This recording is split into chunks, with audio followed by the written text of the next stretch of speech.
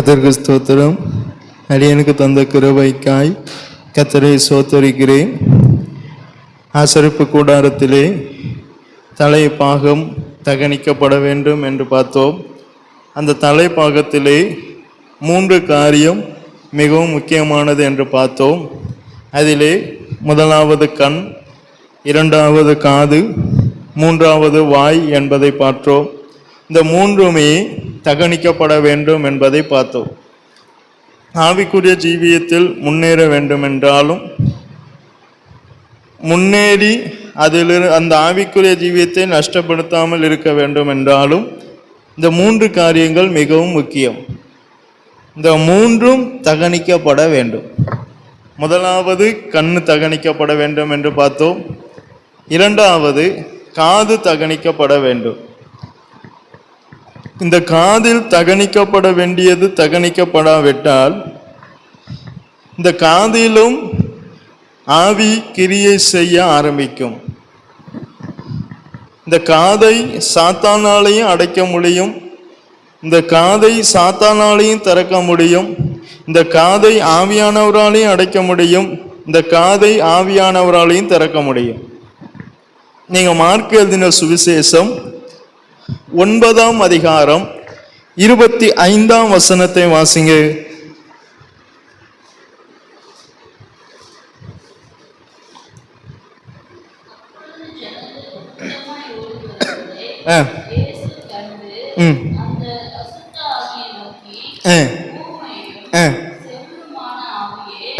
ஊமையும் செவிடுமான ஆவியே. அப்ப இங்கே ஒரு மனிதன் இருக்கான். இந்த மனிதனை அந்த ஆவி செவிடாக்கி வைத்தது. சில நேரங்களில் சாத்தான் நம்முடைய காதை அடைப்பான். தகனிக்கப்பட வேண்டிய காது சரியான முறையில் தகனிக்கப்படாமல் போனால் சாத்தான் அந்த காதில் கிரியை செய்து சில காரியங்களுக்கு நம்முடைய காதை, நம்முடைய செவியை அடைத்து போடுவான். நீங்க 2 தீமோத்தேயு 4ஆம் அதிகாரம் 3வது வசனத்தை வாசிங்க.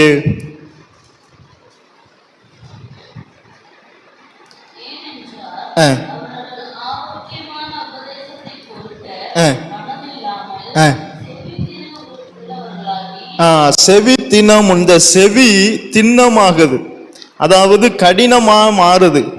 இந்த செவி கடினமாய் மாற காரணம் என்ன ஆனால் இந்த காது தகனிக்கப்படல்.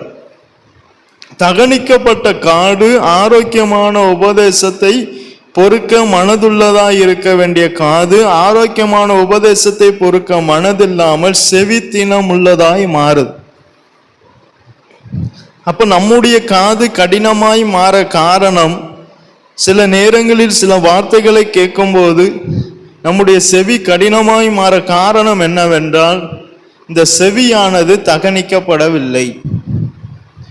இந்த சாத்தான் இந்த செவியை கடினமாக்குவான். தகனிக்கப்பட்டால் சாத்தான் இந்த செவியிலே கிரியை செய்ய மாட்டான். நீங்க லேவியராகமம் 26ஆம் அதிகாரம் 14ஆம் வசனத்தை வாசிங்க. லேவியராகமம் 26ஆம் அதிகாரம் 14வது வசனம்.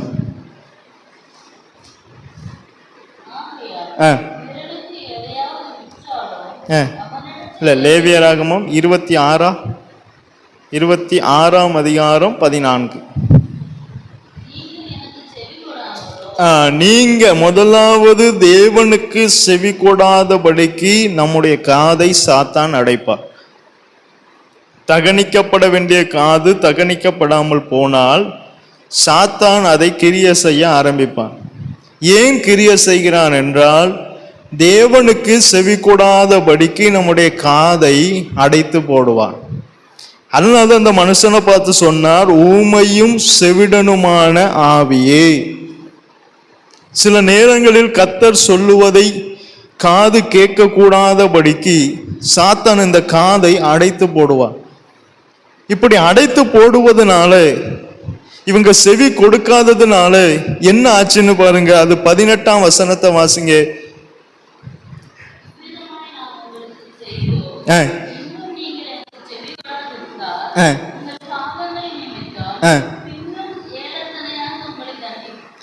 சாத்தான் அவர்களை காதுகளில் கிரியை செய்து தேவனுக்கு செவி கொடாதபடிக்கு அவர்கள் செவிகளை அடைத்து அவர்களுக்கு தண்டனையை வருவித்துக் கொள்ளுகிறான், தண்டனையை ஏற்படுத்தி கொடுக்கிறான்.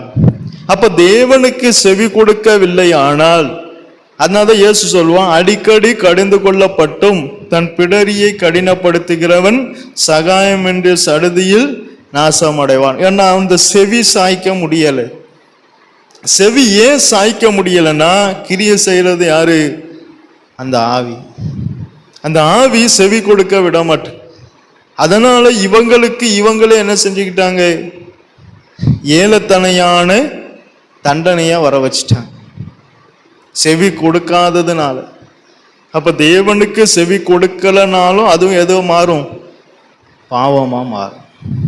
அப்ப தேவனுக்கு செவி கொடுக்கவில்லை என்றாலும் அது என்னதுதான்? பாவம் தான். 2வது வாசிங்க, 2 நாளாகமம் 24ஆம் அதிகாரம். அடுத்து எதற்காக காதை அடைத்து போடுகிறான்னு பாருங்க. 2 நாளாகமம் 24:19.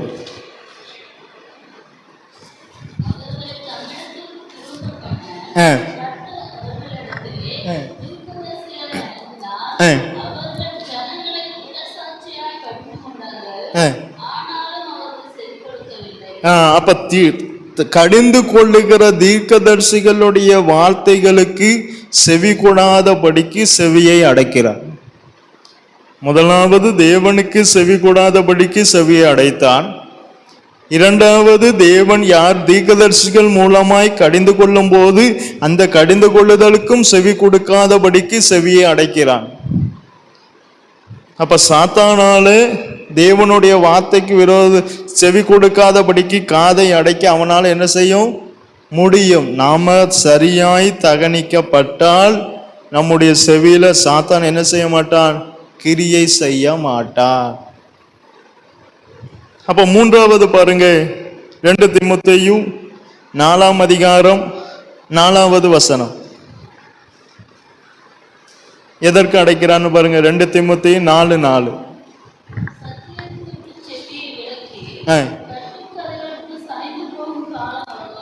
சத்தியத்துக்கு செவியை விலக்க செய்கிறான். அதற்கு செவி கொடுக்காதபடிக்கு அந்த செவியை அடைத்து போடுகிறான். சத்தியம் அதற்குள்ளே பிரவேசிக்காதபடிக்கு அந்த செவியை என்ன செய்கிறான்? அடைத்து போடுகிறான். அப்ப சாத்தானால தேவனுடைய வார்த்தைக்கும் கடிந்து கொள்ளுகிறவர்களுக்கும் சத்தியத்துக்கும் செவியை அடைத்து போட அவனால முடியும். இதுக்கு இடம் கொடுத்தது யாரு? நம்மதான். காரணம், செவியானது என்ன செய்யவில்லை? தகனிக்கப்படவில்லை. இப்ப சாத்தா இன்னொரு காரியத்துக்கு செவியை திறக்கிறான் பாருங்க. 1 தீமோத்தேயு 4ஆம் அதிகாரம் 1ஆம் வசனத்தை வாசிங்க.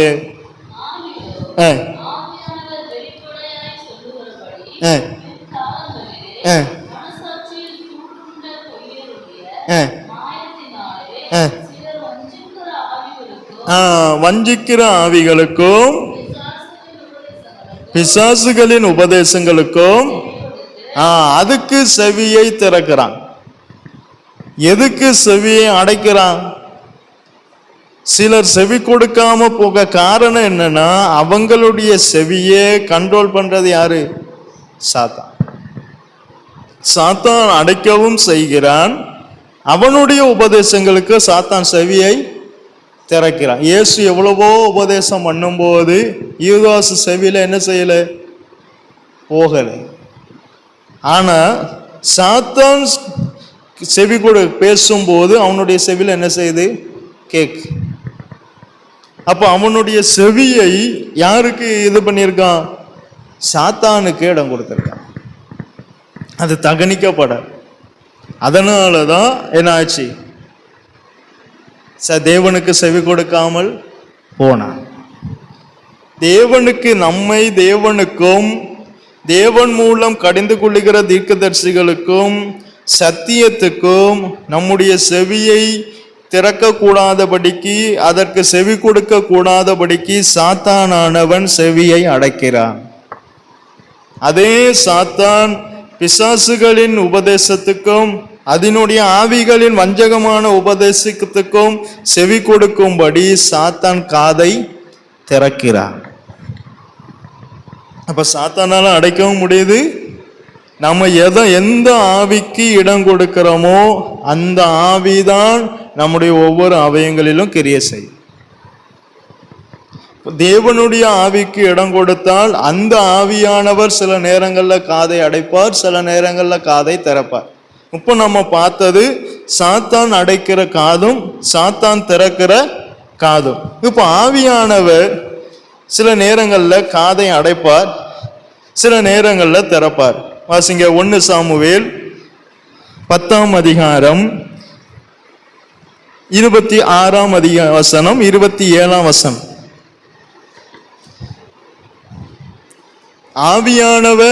ஆவியானவர் காதை திறப்பதற்கும் பிசாசானவன் காதில் கிரியை செய்வதற்கும் காரணம் யாரானால் நம்ம தான்.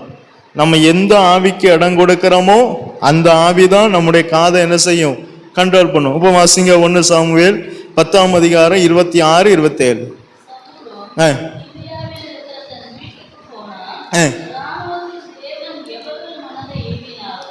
அப்ப எல்லாரும் நம்ம கூட வர மாட்டாங்க. எவர்கள் மனதை கர்த்தர் ஏவுகிறாரோ அவங்களாலதான் நம்ம கூட டிராவல் பண்ண முடியும். மற்ற எல்லாராலையும் ஆவியானவர் உள்ளவனோடு நடக்க முடியாது. எவர்கள் மனதை கர்த்தர் ஏவுகிறாரோ அவர்களால மட்டும்தான் அவனோடு சேர்ந்து, அதான் ஆவியோடு சேர். அடுத்த வசனத்தை வாசிங்க. ஆனாலும்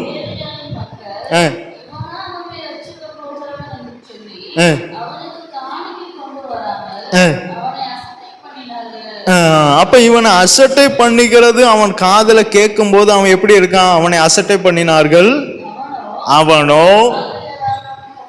அப்ப சவுல் ஆரம்பத்துல நல்லாதான் இருந்திருக்கார். ஆவியானவருக்கு இடம் கொடுத்து அந்த ஆவியானவருக்கு முக்கியத்துவம் கொடுத்து இருந்த போது அநேகர் அவனை அசட்டை பண்ணும் போது அந்த ஆவியானவர் அவன் செவி என்ன செஞ்சிருக்கார், அடைச்சிருக்கார்.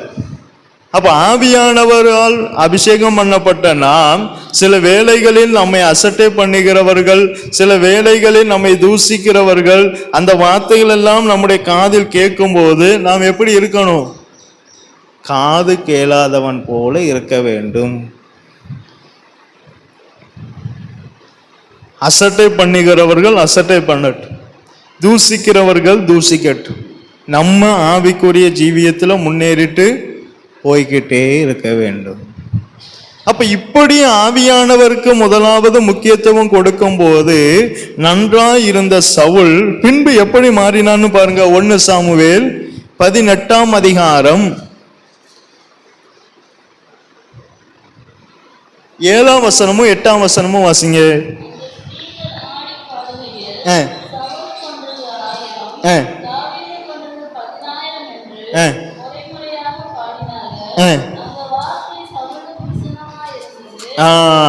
அப்போ அவனையே அசட்டை பண்ணும் போது செவி கொடுக்காத சவுல் இப்போ இந்த பாட்டை கேட்டதோ இதற்கு என்ன செய்தார், செவி கொடுக்கார்.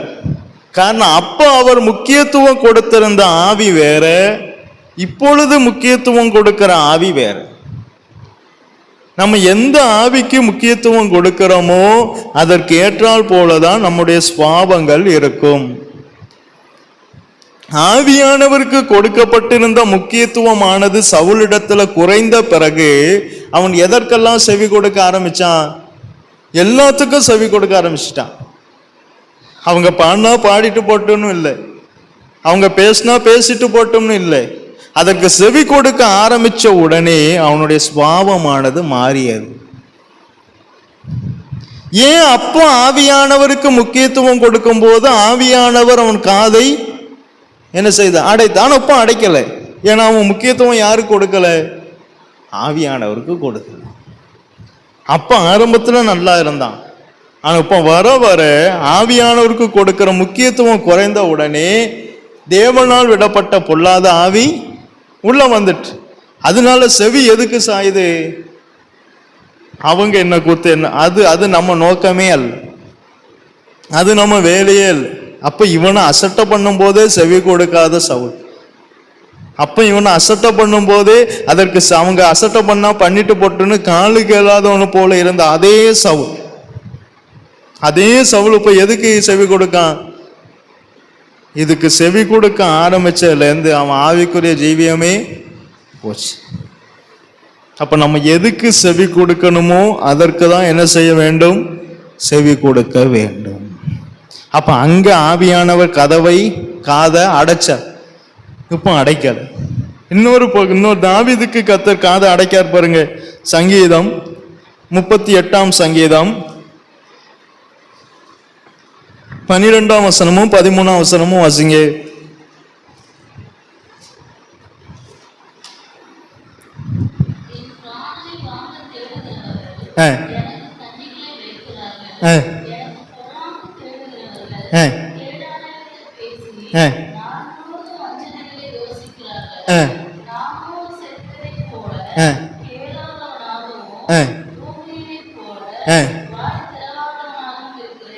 அப்ப ஆவியானவருக்கு முக்கியத்துவம் கொடுக்கிறவங்க இப்படிதான் இருக்கணும். அவங்க கண்ணி வைச்சாலும் வஞ்சகமா பேசினாலும் எதை பிணைத்து கொண்டாலும் நாம் அதற்கு என்ன செய்யக்கூடாது? செவி கொடுக்க கூடாது. செவி கொடுத்து விட்டோம் ஆனால் ஆவிக்குரிய ஜீவியம் போயிடும். ஏவாள் சாத்தானுக்கு செவி கொடுக்காமல் இருந்திருந்தால் அந்த ஏதேன் தோட்டத்தில் என்ன செஞ்சிருக்கலாம்? இருந்திருக்கலாம். ஆவிக்குரிய ஜீவியத்தை நஷ்டப்படுத்த வேண்டிய அவசியம் இல்லை. தேவ சாயலை இழந்து போக வேண்டிய அவசியம் இல்லை. அநேகர் பிசாசினுடைய உபதேசங்களுக்கு செவி கொடுத்து, பிசாசினுடைய வார்த்தைகளுக்கு செவி கொடுத்து ஆவிக்குரிய ஜீவியத்தில் எவ்வளவோ பேர் நஷ்டங்களை அடைஞ்சிட்டாங்க. காரணம், ஆரம்பத்தில் ஆவியானவருக்கு முக்கியத்துவம் கொடுத்து இருந்தவர்கள் எல்லாம் இப்ப பிசாசுக்கு முக்கியத்துவம் கொடுக்க ஆரம்பிச்சிட்டாங்க. நாம் எதற்கு முக்கியத்துவம் கொடுக்கிறோமோ அதற்கு ஏற்றால் போலதான் நம்முடைய சுபாவம் இருக்கும். எல்லாத்துக்கும் செவி கொடுக்க கூடாது. சில நேரங்களில் செவிடனை போலவும் வாய் திறவாதவனை போலவும் தான் நம்ம இருக்கணும். ஏன்னா நம்ம ஆவிக்குரிய ஜீவியம் நல்லா இருக்கணும்னா அப்படிதான் இருக்கணும். பிசாசும் நம்முடைய காதை அடைக்கிறான், திறக்கிறான். ஆவியானவரும் நம்முடைய காதை அடைக்கிறார், திறக்கிறார். அப்ப இந்த ரெண்டு பேரும் கிரியை செய்யறது யாரை பொறுத்து இருக்கு? நம்மளை பொறுத்தான் இருக்கு. இந்த காது தகனிக்கப்படவில்லை ஆனால் சாத்தானுடைய உபதேசங்களுக்கு கண்டிப்பா இது செவி கொடுக்கும். இந்த காது தகனிக்கப்பட்டுட்டா கடினமாகாத. தேவன் பேசும்போதும், கடிந்து கொள்ள உபதேசம் பேசும்போதும், சத்தியம் பேசும்போதும் நம்ம சில நேரங்களில் நம்முடைய காது கடினமாக காரணம் என்ன? இன்னும் என்ன செய்யப்படலை? தகனிக்கப்படலை. தகனிக்கப்பட்ட அந்த காதானது என்ன செய்யாது? கடினமாகாது. நான் அதை எப்போதுமே சொல்றேன், நமக்கு ஏற்றால் மாதிரி பேசும்போது இந்த காது எப்படி ஆயிரும்? ஸ்மூத்தா ஆயிரும். நமக்கு ஆப்போசிட்டா பேசும்போது இந்த காது ரஃப் ஆயிரும். நமக்கு ஆவியானவர் தான் முக்கியம். அவருக்கு தான் நம்ம முக்கியத்துவம் கொடுக்கணும். கண்களை மூடு. நல்ல பிதாவே, உம்மை துதிக்கிறோங்க தாவே. எதற்குமே தகுதி இல்லாத எங்களை உம்முடைய சந்நிதியிலே கூட்டி சேர்த்து எங்களுக்கு இந்த பாடத்தை கற்றுத்தந்தீரே. அந்த கிருபைக்காய் உம்மை ஸ்தோத்திரம் அப்பா. கத்தாவே, அந்த சவுல் ஆரம்பத்திலே எத்தனையோ பேர் அவனை அசட்டை பண்ணின போதும் அதை காது கேளாதவனை போல் இருந்தானப்பா. அப்போது இருந்த ஆவிக்குரிய ஜீவியம் கடைசி வரைக்கும் அவன் காத்து கொள்ளவில்லையே. அப்பொழுது ஆவியானவருக்கு முக்கியத்துவம் கொடுத்திருந்த சவுல் கடைசி வரைக்கும் ஆவியானவருக்கு முக்கியத்துவம் கொடுக்கவில்லையே. இதே போல நாங்களும் இராதபடி எங்களுடைய செவியை சாத்தான் ஆளுகை செய்யாதபடிக்கு நீர் எங்களுடைய செவியை காத்து கொண்டு எங்களுடைய செவியை உம்முடைய பலிபிடத்திலே தகனிக்க, சத்தியத்தை சொல்லும்போது அதற்கு செவி சாய்க்க, நீர் பேசும்போது அதற்கு செவி கொடுக்க, கடிந்து கொள்ளும் போதும் அதற்கு நாங்கள் செவி கொடுக்க எங்களுக்கு கிருபை தாரும். கர்த்தாவே எங்களுக்கு கிருபை தாரும். வந்த ஒவ்வொருவரை நீர் ஆசீர்வதியும். உம்முடைய நாமம் மாத்திரம் மகிமைப்படட்டும். இயேசுவின் நாமத்தினால் ஜெபங்கேளும் ஜீவனுள்ள நல்ல பிதாவே, ஆமென். என் ஆத்துமாவே கர்த்தரை சோதரி, என் முழு உள்ளமே அதை சோதரி. என் ஆத்துமாவே கர்த்தரை சோதரி, கர்த்தர் செய்த சகல உபகாரங்களையும் மறவாதே. ஆமென். கர்த்தராகிய இயேசு கிறிஸ்துவினுடைய கிருபையும் பிதாவாகிய தேவனுடைய அன்பும் பரிசுத்த ஆவியானவருடைய ஐக்கியம் இன்றும் என்றும் எப்போதும் அவர் வருகை வரை நம் அனைவரோடும் கூட இருப்பதாக. ஆமென்.